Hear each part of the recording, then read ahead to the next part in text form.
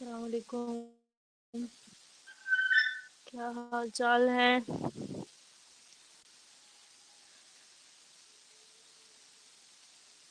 Minerals हैं और दूसरा ये कि ये ऐसे मिनरल्स एसिड्स हैं जो कि बहुत स्ट्रॉन्ग हैं, और इनको सबसे पहले जो था वो जाबिर बिन हयान ने जो था वो प्रिपेयर किया था, और एक्वा रीजिया का और एल्केमी का कॉन्सेप्ट जो था वो वहीं से आया था। एल्केमी की बुक आपने फॉलो की पढ़ी होगी, ठीक है। गोल्ड बनाने की कोशिश जो थी वो साइंटिस्ट की थी कि वो क्या करते थे, उन्होंने बड़ा कोशिश की कि हम जो है वो ऐसी मेटल्स को इस्तेमाल करें कि जिनकी वजह से जो है वो कुछ ऐसे केमिकल्स इस्तेमाल करें कि जिनकी वजह से हम जो है वो एंड में हमारे पास जो है वो गोल्ड जो है वो बन जाए, हम हल्की धातुओं को इस्तेमाल करके गोल्ड की प्रेपरेशन जो है वो कर सकें, ठीक है। या फिर हम गोल्ड को जो है वो डिसॉल्व करके दूसरी मेटल्स के ऊपर चढ़ा सकें। सो ये दोनों मेथड्स थे उस वक्त, उनको अल्केमिस्ट कहा जाता था। ये अल्केमी है, अल्केमिस्ट का कॉन्सेप्ट वहां से आया था। नाइट्रिक एसिड और सल्फ्यूरिक एसिड जो था वो उन्होंने बनाया था, ठीक है। प्रेपरेशन अब इसकी नाइट्रिक एसिड की कैसे होती है? प्रेपरेशन अगर लेबोरेटरी में प्रिपेयर किया जाता है तो हम क्या कहते हैं, पोटाशियम नाइट्रेट को लेते हैं, उसके क्रिस्टल सॉलिड फॉर्म में उसको लेते हैं और उसको सल्फ्यूरिक एसिड के अंदर फेंक देते हैं। HNO3 potassium permanganate, sorry potassium nitrate को डाला किसके अंदर, सल्फ्यूरिक एसिड के अंदर, कंसंट्रेटेड सल्फ्यूरिक एसिड के अंदर, डाइल्यूटेड नहीं है, हाईली कंसंट्रेटेड होता है, उसके फ्यूम्स निकल रहे होते हैं, ठीक है। इसीलिए जब भी आपने लेबोरेटरी में काम करना है, अपने ग्लव्स अपने हाथों पर चढ़ाने हैं, और मुंह को कवर करने के लिए मास्क। अब तो वो कोरोना की वजह से आप लोग पहन ही रहे हैं ना मास्क, और हाथों को भी कवर कर रहे हैं, ठीक है, और सैनिटाइज वगैरह कर रहे हैं। सो उसके लिए भी आपको जो होते हैं वो मोटे वाले थिक वाले ग्लव्स जो होते हैं वो रिक्वायर होते हैं, और साथ में जो होता है वो अपने मुंह को अपने जो होता है वो कवर करना होता है, ठीक है। उसको कवर करने के बाद जो होता है वो आपको क्या क्या, क्योंकि उसके अंदर से फ्यूम्स निकल रहे हैं, वो फ्यूम्स जो होते हैं वो डेंजरस होते हैं, वो उसकी कंसंट्रेशन को बता रहे होते हैं कि वो कितना कंसंट्रेटेड मटेरियल है। सो इसकी वजह से आपके पास क्या बन रहा है, पोटाशियम जो है वो पोटाशियम सल्फेट बन रहा है, और साथ में आपके पास जो है वो नाइट्रिक एसिड जो है वो फॉर्म हो रहा है, ठीक है। ये नाइट्रिक एसिड जो होता है ये भी बहुत स्ट्रांग होता है। नाइट्रिक एसिड जो होता है मैंने आपको पहले बताया था, सबसे पहले जो होता है वो आपके पास जो होता है सल्फ्यूरिक एसिड स्ट्रांग है, फिर उसके बाद आपके पास HCl स्ट्रांग है, उसके बाद HNO3 है। ये मिनरल एसिड्स है जो कि बहुत ज़्यादा स्ट्रांग होते हैं। अगर ये अपनी कंसंट्रेटेड फॉर्म में हो तो ये एसिड्स बहुत ज़्यादा डेंजरस होते हैं, ठीक है। गंधक का तेजाब आपने बड़े आराम से सहूलत की ज़बान में इजीली जो होता है वो हम आप इसको सुनते हैं, ठीक है। वो जो होता है वो सल्फ्यूरिक एसिड है, ठीक है। गंधक का तेजाब जो आम आपके बाथरूम वगैरह को फ्लश आउट करने के लिए, उनको साफ करने के लिए, वहां पर गटरों में उनको करने के लिए वहां पर ये इस्तेमाल होता है, ठीक है। उसके बाद इसको नाइट्रिक एसिड को आप प्रिपेयर कैसे करते हैं, उसके लिए हम एक मेथड यूज करते हैं जिसको हम कहते हैं ब्रेकलैंड एंड आइड प्रोसेस, ठीक है। ब्रेकलैंड एंड आइड प्रोसेस जो है वो एक ऐसा प्रोसेस है जिसके अंदर हम जो होते हैं वो 2 से 3 जो होते हैं वो स्टेप्स उनको फॉलो करते हैं। बेसिकली पहले प्रोसेस के अंदर हमने क्या करना होता है, हमने जो होता है वो नाइट्रिक ऑक्साइड जो होता है वो बनाना होता है। नाइट्रिक ऑक्साइड जो होता है वो कैसे बनता है, हम क्या करते हैं कि एटमॉस्फेरिक नाइट्रोजन जो होता है हम वो लेते हैं, नाइट्रोजन जो है वो लेते हैं, ठीक है। एटमॉस्फेरिक नाइट्रोजन लेते हैं, नाइट्रोजन गैस जो होती है, सिंपल नाइट्रोजन जो होती है ये N2 गैस जो होती है इसको लेते हैं। साथ में हम क्या लेते हैं, ऑक्सीजन गैस को लेते हैं। नाइट्रोजन और ऑक्सीजन गैस जो होती है इसको हम प्रोवाइड करते हैं। याद रखिएगा ये हम बहुत ज्यादा हाईली जो रिएक्टिव किस्म की लेबोरेटरीज होती हैं, लेबोरेटरीज के लेवल्स होते हैं, वहां पर हम इनको इस्तेमाल करते हैं। इतने डिग्री सेंटीग्रेड टेम्परेचर के ऊपर ये जो है वो ये आपके पास जो है वो नाइट्रिक ऑक्साइड बनता है, ये नाइट्रिक ऑक्साइड बनेगा। ये नाइट्रिक ऑक्साइड हाईली अनस्टेबल होता है, इसको हम क्या करते हैं, सबसे पहले क्या कराते हैं, ये आपने बनाना है। अब इसको बनाने का वैसे फॉर्मूला क्या है, इसको बनाने का फॉर्मूला ये है कि ये जनरल आपको जो मतलब पूरी इक्वेशन ये बना ऐसे है, लेकिन होता क्या है, इसको बनाने का फॉर्मूला ये है कि आप क्या करते हैं कि जो एक आपके पास इलेक्ट्रिक फर्नेस होती है, ठीक है। NO gas is cool down, ये जो आपके पास बन गई है ना ये नाइट्रिक ऑक्साइड, इसको आपने क्या करना है, एक इलेक्ट्रिक फर्नेस के अंदर से गुजारना है। इलेक्ट्रिक फर्नेस जहाँ पे आप इलेक्ट्रिसिटी प्रोवाइड कर रहे हैं, हीट नहीं प्रोवाइड कर रहे हैं, ठीक है। वो क्या करेगी, वो उसको बहुत ज्यादा हीट अप कर देगी, गर्म कर देगी, और उसको 100 डिग्री सेंटीग्रेड तक आपने क्या करना है, उसको आपने कूल डाउन करना है। इलेक्ट्रिक फर्नेस देके उसको आपने कूल डाउन करना है, कूलर में से गुजारना है, ठंडा करना है। वो क्या करेगी, इट डज नॉट डिकम्पोज, वो एक स्टेबल सिचुएशन में क्रिएट हो जाएगी। वरना ये NO है, नाइट्रोजन ऑक्साइड है, ये टूट सकता है, ब्रेक हो सकता है, स्टेबल नहीं है। अभी ऑक्सीजन के मॉलिक्यूल्स प्रॉपर नहीं है इसके साथ, ठीक है। सो इस वजह से इसको इतना कूल किया जाता है कि इसके मॉलिक्यूल्स जो है वो स्टेबल हो जाए। फिर इसको क्या किया जाता है, ऑक्सीडाइजिंग चेंबर में डाला जाता है। ऑक्सीडाइजिंग चेंबर के अंदर डालने का क्या मकसद होता है कि इसके अंदर ऑक्सीजन को और फर्दर ऐड किया जाता है। ऑक्सीजन को जब आप फर्दर ऐड करते हैं, ये है जी, ठीक है, ये आपके पास इलेक्ट्रिक फर्नेस होती है। इलेक्ट्रिक फर्नेस में से आपने इसको गुजारा है, गुजारने के बाद आप गुजार के आपने इसको बेसिकली कूल डाउन किया और यहाँ पे आपने इसको 1000 डिग्री सेंटीग्रेड टेम्परेचर पे कूल किया। कूल करने के बाद आपने इसको ऑक्सीडाइजिंग चेंबर के अंदर डाला। ऑक्सीडाइजिंग चेंबर में क्या हुआ, ऑक्सीजन को आपने ऐड किया तो ये नाइट्रोजन डाइऑक्साइड ये बन गया, ठीक है, नाइट्रोजन डाइऑक्साइड बन गया। इसके बाद आप क्या करते हैं, आप इसको जो होता है वो एक इस तरह एक और चेंबर लगा होता है जिसको हम कहते हैं जी एब्जॉर्प्शन टावर। एब्जॉर्प्शन टावर के अंदर क्या होता है, यहाँ पर जो होता है वो पानी होता है, वाटर होता है। वाटर का आपको पता है ना, पानी, वाटर। ऊपर से इसके ऊपर से क्या किया जाता है, वाटर को शावर कराया जाता है। ये NO2 के ऊपर वाटर को शावर कराएंगे तो क्या बन जाएगा, ये HNO3 नहीं बन जाएगा, ठीक है, ये HNO3 बन जाएगा। वाटर के जो गैस के मॉलिक्यूल है, यानी कि हाइड्रोजन के जो मॉलिक्यूल है, गैस के मॉलिक्यूल है, उसको यहाँ से रिलीज करा देंगे। ये इसकी एग्जाम्पल आपको दी है, ठीक है। ये इलेक्ट्रिक फर्नेस थी, 100 degree centigrade temperature, 1000 degree centigrade temperature दिया, कूल किया। कूल करने के बाद आपने इसको ऑक्सीडाइजिंग चेंबर के अंदर डाला। ऑक्सीडाइजिंग चेंबर के अंदर से जो है वो ये NO2 बन गई, ऑक्सीजन ऐड हुआ। फिर एब्जॉर्प्शन चेंबर के अंदर डाला। एब्जॉर्प्शन चेंबर के अंदर टावर के अंदर क्या था, पानी था। पानी की वजह से जो है वो ये नाइट्रिक एसिड के अंदर जो है वो कन्वर्ट होगी। ये इसके जो थे वो केमिकल रिएक्शंस थे, ठीक है। अब जो है वो इसकी, अब हम जाते हैं प्रॉपर्टीज की तरफ। नाइट्रिक एसिड जो होता है ये क्या होता है, एक कलरलेस और वोलेटाइल लिक्विड होता है। कलरलेस होता है यानी कि इसका कोई कलर नहीं होता। वोलेटाइल इसलिए होता है कि मैं आपको पहले ही बताया था कि जब ये फॉर्म होते हैं तो ये बहुत ज्यादा इनके अंदर से फ्यूम्स निकल रहे होते हैं। कंसंट्रेटेड होंगे तो फ्यूम्स निकल रहे होंगे, तो वो फ्यूम्स होते हैं, उनकी वोलेटाइल एबिलिटी होती है। उसको क्या कर रहे होते हैं, उसमें से जो होते हैं वो जल्दी जल्दी उनकी एबिलिटी होती है कि वो वहां से रश कर देते हैं उसके मॉलिक्यूल कि हम इस सरफेस से इवेपोरेट करें, ठीक है। सो ये वोलेटाइल लिक्विड होता है with fumes strongly in the air. उनके फ्यूम्स जो होते हैं, वो बुखारात जो होते हैं वो बन रहे होते हैं, हवा के अंदर होते हैं। और इनकी जो होती है एक बड़ी पंजेंट स्मेल होती है, बड़ी बुरी सी स्मेल होती है, गले को चुभने वाली स्मेल होती है। सल्फर की जो स्मेल होती है वो भी पंजेंट होती है, लेकिन उसकी स्मेल जो होती है वो बिल्कुल अंडे की स्मेल जैसी होती है ना, वैसी होती है। लेकिन इसकी जो होती है वो ऐसे जैसे आप जलने का तो वो कार्बन जैसी होती है, लेकिन जैसे आपको हॉस्पिटल्स में से स्मेल नहीं आती है वैसी स्मेल होती है इसकी, ठीक है, गंदी सी, अजीब सी, क्लोरीन की और उसकी मिक्स हुई वैसी स्मेल होती है इसकी।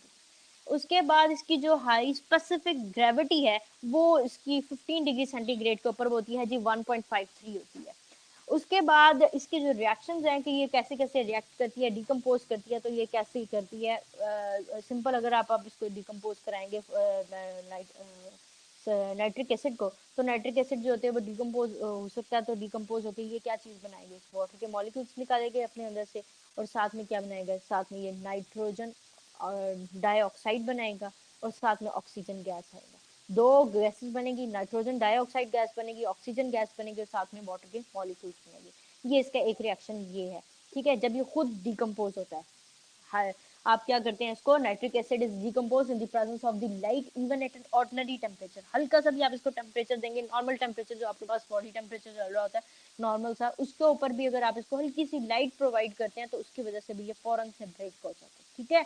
ब्रेक होने के बाद ये चीजें होगा। It is a very strong acid, it exhibit all the, क्यों ये हो रहा है, क्योंकि मैंने आपसे पहले कहा है कि ये वोलेटाइल है। वोलेटाइल है तो ये रेडी होता है फौरन रिएक्ट करने के लिए, ठीक है, इस वजह से। वैसे ये स्ट्रॉन्ग एजेंट है। It exhibit all the usual general properties of the acid and all the reactions where it is oxidizing properties हैं तो वो वहाँ पर जो शो करेगा are not shown. It reacts in normal way with the basic oxide, hypoxides and carbonates formed respectively. ठीक है, ये कार्बोनेट्स बनाएगा। ये अब आपको मैंने बताया कि ये क्या है, ये एसिड है, और ये क्या है, ये अल्कली है। तो उसके साथ जब रिएक्ट करेगा तो क्या बना रहा है, नाइट्रेट बना रहा है, और साथ में क्या है, वाटर मॉलिक्यूल दे रहा है। इसी तरह से जब वो कार्बोनेट के साथ रिएक्ट कर रहा है तो वो क्या बना रहा है, नाइट्रेट बना रहा है, और कार्बोनिक एसिड जो है, ये कार्बोनिक एसिड है, वो दे रहा है। इसी तरह से जो मैग्नीशियम ऑक्साइड के साथ, ये सब अल्कलीज है, याद रखिएगा, ये भी अल्कली है, ये भी अल्कली है, ये जो है ये एक एसिड है, ये भी एसिड है, ये भी एसिड है, एसिडिक एसिडिक है, ठीक है। इसी वजह से ये एसिड में बना है। उसके बाद ये आया तो इसके बाद उसमें इसको नाइट्रेट दिया, साथ में इसमें वाटर के मॉलिक्यूल्स जो है वो रिलीज कर दिए।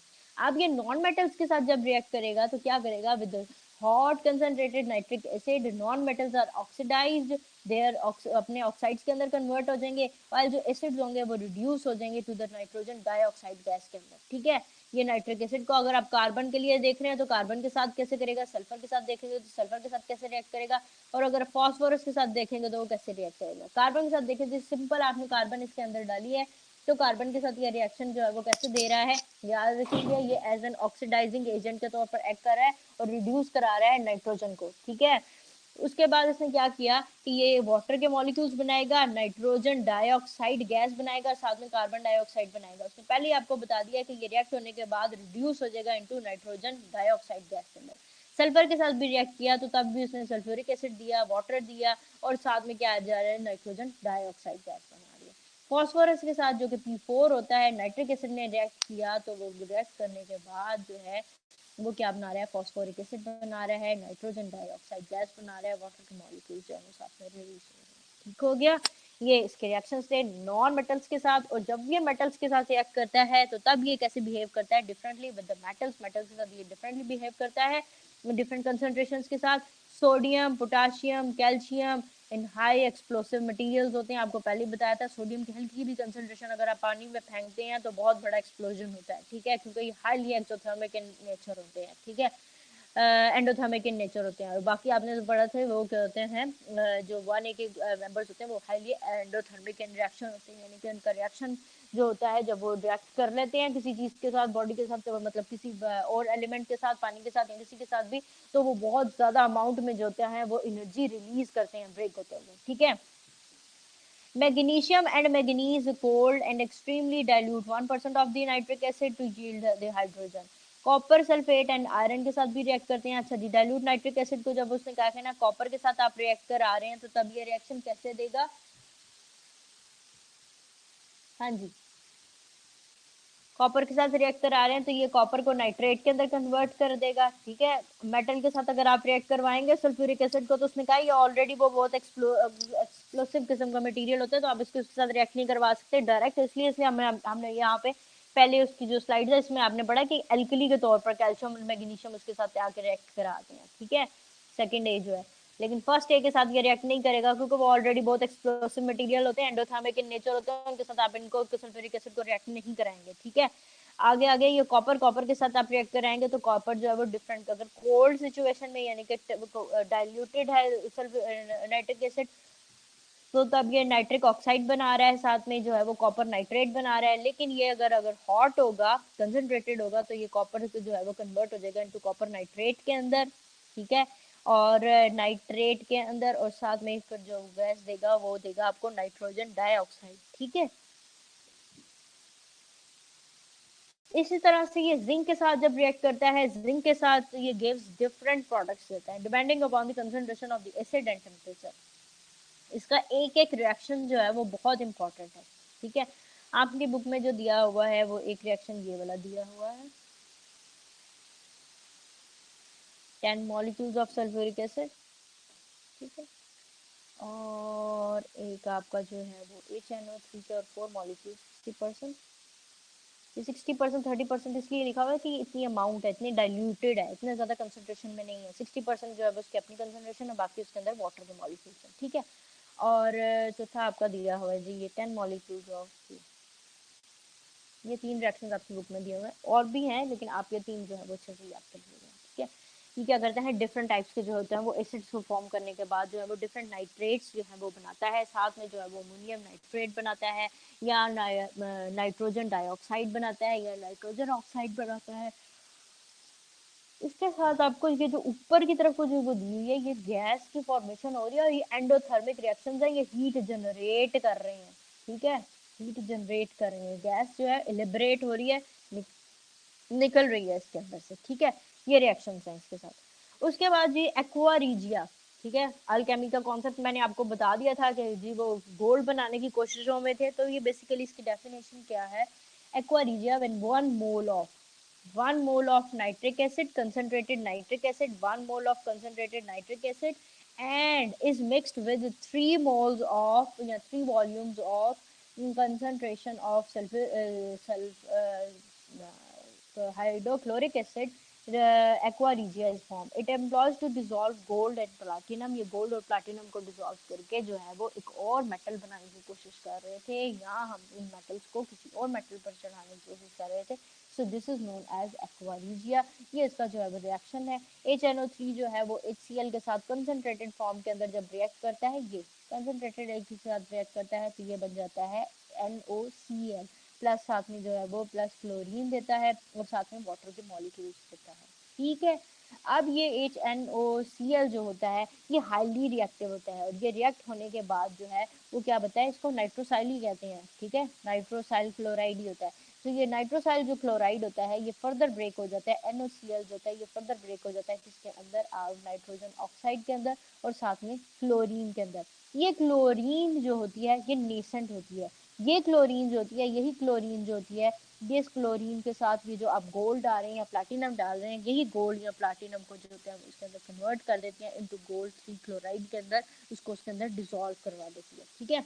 NOCl form is decomposed giving NO and so nitrogen oxide and chlorine gas.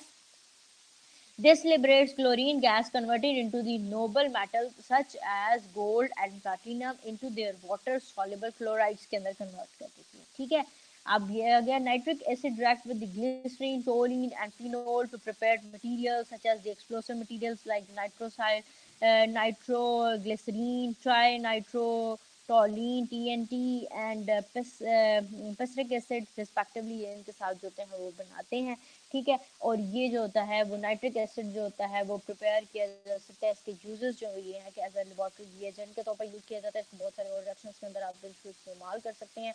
आपको कल भी बताया था कि ये नाइट्रोजन जो है उसका एक बड़ा इंपॉर्टेंट एलिमेंट है किसका, जो है प्लांट का उसको ग्रो कराने के लिए नाइट्रोजन, फॉस्फोरस और तीसरा आपको बताया था सल्फर. तो ये इंपॉर्टेंट एलिमेंट्स हैं जिसको रिक्वायर होते हैं. ठीक है, कैल्शियम के अलोंग उसके अलावा. तो ये नाइट्रोजन ही है जिसको हम नाइट्रोजन फर्टिलाइजर्स के तौर पर भी ऐड करते हैं, नाइट्रोजन को एज अ कंपाउंड के तौर पर इस्तेमाल करते हैं for the growth of normal growth of plant. उसके बाद हम करते हैं manufacturing of the explosive materials के अंदर इस्तेमाल करते हैं. ये जो एक्सप्लोसिव मटेरियल, ये जो आपको जहाँ पर एंडोथर्मिक रिएक्शंस दिखाए हैं, ये एक्सप्लोसिव मटेरियल के तौर पर भी हम पटाखे वगैरह जो है ना इनके अंदर मटेरियल्स के अंदर हम इस्तेमाल कर सकते हैं. वार्निशेस और ऑर्गेनिक डाइज जो है वो वहाँ पर भी हम इनको इस्तेमाल करते हैं. ठीक है, नाइट्रिक एसिड को ये इस्तेमाल होता है. उसके बाद जी जब आपका आता है जी फॉस्फोरस. ठीक है, क्योंकि हम ये 5A पढ़ रहे हैं. पहला था जी नाइट्रोजन, बड़ा ही फेमस था. दूसरा आता है जी फॉस्फोरस. ठीक है, फॉस्फोरस भी आपको पता है कि phosphorus is also an important compound for your teeth, for your bones, for your framework of your body. ठीक है, बड़ा इंपॉर्टेंट है. अगर मतलब कैल्शियम के साथ अगर फॉस्फोरस की जो डेफिशिएंसी हो जाए तो उसकी वजह से क्या हो जाता है, आपकी जो टीथ है उनकी डिके स्टार्ट हो जाती है, दांतों में कीड़ा जो होता है वो स्टार्ट हो जाता है. आपको जो होती है वो अर्थराइटिस के जो प्रॉब्लम्स हैं वो जो होते हैं वो स्टार्ट हो जाते हैं. ठीक है, सो कैल्शियम फॉस्फेट जो है वो आपका 80% आपका जो बोन स्ट्रक्चर है उसको वो बनाता है. या आपकी बोन्स के अंदर जो मटेरियल पड़ा हुआ है, जो आप मुर्गियों का या आप जिसको कह रहे होते हैं वो एक उसके अंदर से निकलती है मटेरियल जो होती है वो निकलता है. जब आप निहारी वगैरह खाते हैं उसके अंदर से निकलती है, वाइट फ्लूइड से निकलता है, बोन मैरो से निकलता है, वो होता है जी कैल्शियम फॉस्फेट.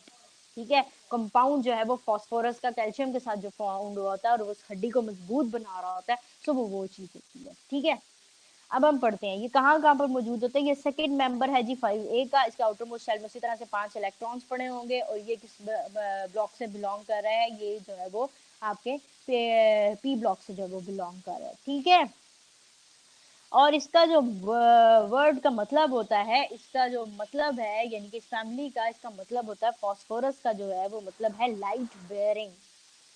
ठीक है, इसके जितने भी जो एलोट्रॉप्स होंगे वो ग्लोइंग होंगे, कलर्ड देंगे. नॉट अगर इन फ्री स्टेट के अंदर नहीं पाए जाते, जैसे एल्यूमिनियम और सिलिकॉन जो होते हैं वो फ्री स्टेट में नहीं पाए जाते हैं. इनको हमेशा ऑक्साइड्स एंड डाइऑक्साइड्स या ओर्स की फॉर्म में, कंपाउंड्स की फॉर्म में रहना पड़ता है. इसी तरह से फॉस्फोरस भी जो है वो अकेला नहीं रह सकता. ठीक है, ऑलमोस्ट ये जो ज्यादातर आपको फॉस्फोरस जो रॉक्स की फॉर्म में नजर आता है इम्प्योर फॉर्म के अंदर, वो नजर आता है जी कैल्शियम CH3PO4 होल ट्वाइस की फॉर्म में नजर आता है। ये इम्पर की फॉर्म में इसको इसको इम्पर भी बोलते हैं, या हम इसको जो है वो एक और वर्ड जो है उसके लिए इस्तेमाल करते हैं फॉस्फेट रॉक के तौर पर, ठीक है। और एक को बोलते हैं जी एपोटाइट। एपोटाइट का फॉर्मूला होता है CA3F, यानी कि उसके अंदर क्या होता है, फ्लोराइड होता है, साथ में PO4 होल 3। ये इसके जो है वो दो केमिकल जो फार्मूलाज हैं उनको याद कर लीजिएगा, ये पेपर में आपसे पूछ सकते हैं। उसके बाद ये आपको बताया है, ये जो कॉन्स्टिट्यूएंट है, इंपॉर्टेंट एलिमेंट है किसका, प्लांट्स का, एनिमल का नॉर्मल ग्रोथ के लिए। जैसे नाइट्रोजन है वैसे ये फॉस्फोरस भी है, ठीक है। उसके बाद ये ज्यादातर जो पाया जाता है, यानी कि फास्फोरस के कहाँ मौजूद होता है प्लांट की बॉडी में, सीड्स के अंदर या योक ऑफ द एग के अंदर। इंसान की बॉडी में कहाँ पाए जाते हैं, आपकी नर्व्स के अंदर, उनकी जो सिग्नलिंग है वहां पर फास्फोरस रिक्वायर होता है। ब्रेन के सेल्स के अंदर आपको चाहिए होता है, बोन मैरो के अंदर पाया जाता है। और उसने कहा कि in the form of the lectin जो होता है ये पाया जाता है। इस मटेरियल को उसको जो है उसको हमने नाम दिया है। और कैल्शियम फॉस्फेट जो हमको बताया कि ये एसेंशियल है बोन्स के लिए, ये 80% जो होता है वो कैल्शियम फॉस्फेट के तौर पर जो है वो पाया जा रहा होता है। आगे जो होती हैं इसकी जो है वो कुछ टाइप्स हैं, जैसे एलोट्रॉप्स हैं। एलोट्रॉप्स आपको पता है कि इसकी फिजिकल फॉर्म्स को कहा जाता है जो आपको नजर आती हैं, ऑन द बेसिस ऑफ इसकी स्ट्रक्चर की फॉर्म पर उसको डिवाइड किया जाता है कि फॉस्फोरस का स्ट्रक्चर जो होता है उसकी बेसिस के ऊपर, जैसे हमने जो था कार्बन, उसकी एलोट्रॉपिक फॉर्म्स बताई थी, यानी कि उसकी फिजिकल फॉर्म्स के बेसिस के ऊपर, उसके स्ट्रक्चर की फॉर्म के बेसिस के ऊपर जो है उसको डिवाइड किया गया था डायमंड और ग्रेफाइट में। इसी तरह से फास्फोरस को डिवाइड किया जाता है व्हाइट फास्फोरस के अंदर और रेड फास्फोरस के अंदर। ब्लैक फास्फोरस भी है, और भी बहुत सारे इसकी टाइप्स हैं, लेकिन हम इनको जो है वो 2 से 3 को ही डिस्कस करेंगे, ठीक है। Phosphorus can exist in at least 6 different solid allotropic forms में पाया जाता है, which we'll discuss, सिर्फ हम 3 को ही डिस्कस यहाँ पे कर रहे हैं, ठीक है। White phosphorus is very reactive, poisonous, volatile, waxy, yellowish white substance, ठीक है। इसके कलर की वजह से इसको जो है वो इसको नाम दिया गया है कि ये वाइट है, वाइट इन कलर है। लेकिन ये होता है एक्चुअली जो होता है वो जो होता है वैक्सी मटेरियल होता है, चिपकने वाला जो होता है मटेरियल होता है, और पॉइजनस होता है। Which is soluble in benzene and carbon disulfide. It exists in the form of tetra atomic molecule की फॉर्म में एक्ट करता है, यानी कि T3 4 की फॉर्म में एक्ट करता है, ठीक है। ये T4 की फॉर्म में एक्ट करता है। डबल बॉन्ड्स इनके दरमियान में मौजूद होते हैं, विच has a tetrahedral structure. It boils at 280 degree centigrade to P4. Various vapors which dissociated above 700 degree centigrade to form P2. Red phosphorus is much less reactive and less poisonous than the white phosphorus. It is prepared by heating white phosphorus in the presence of a little iodine and sulfur as a catalyst up to 250 degree centigrade in vacuum. The tetraatomic molecule of red phosphorus combine to form macromolecule. बहुत सारे red phosphorus जो होते हैं वो मिलकर जो होते हैं वो मैक्रोमोलिक्यूल स्ट्रक्चर होते हैं वो एस्टैब्लिश करते हैं। वाइट फॉस्फोरस में से नहीं है।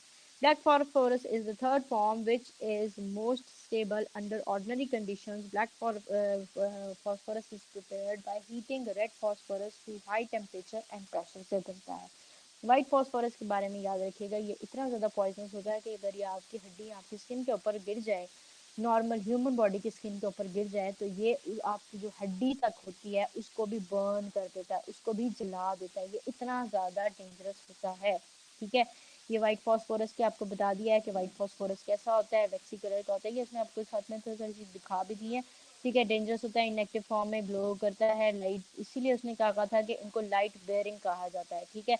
ये बड़े चमकते हैं, इनके फ्यूम्स भी, अगर आप इनको जो है वो फ्लेम टेस्ट इनका करें तो ये बड़ा इनका फ्लेम बड़ा सा ऐसा लगता है जैसे स्पार्कल्स से जो है इनके अंदर बने हैं, ठीक है। ये नॉन रिएक्टिव होता है, 25 डिग्री सेंटीग्रेड पे मेल्टिंग पॉइंट इसका इतना होता है। ब्लैक क्रिस्टल जो है वो उसने क्या कहा है कि रेड फॉस्फोरस को हीट अप करने की वजह से हमारे पास बनते हैं। ये 3 जो है एलोट्रॉपिक, वैसे तो ये 6 फॉर्म में पाए जाते हैं, लेकिन हम ये 3 को जो डिस्कस करते हैं, ये टेट्राहीड्रल स्ट्रक्चर में होते हैं, वाइट और रेड। और ये जो ब्लैक होता है ये थोड़ा सा जो होता है वो स्फेरिक शेप में जो होता है वो कन्वर्ट हो जाता है, इसमें चला जाता है। ये दोनों के दरमियान में, रेड और वाइट के दरमियान में डिफरेंस क्या है, इनको कहाँ यूज़ किया जाता है। ये कंडक्ट भी कर सकता है इलेक्ट्रिसिटी को, ये इलेक्ट्रिसिटी को कंडक्ट नहीं कर सकता। ये आपके आज की जो है वो है लेसन्स हैं। अगर इसमें कुछ और पूछना है तो आप उसको जो है वो सवाल जो है वो पूछ सकते हैं। Otherwise thank you so much, that's all from my side. अगर आपके पास कोई सवाल है तो वो आप पूछ सकते हैं।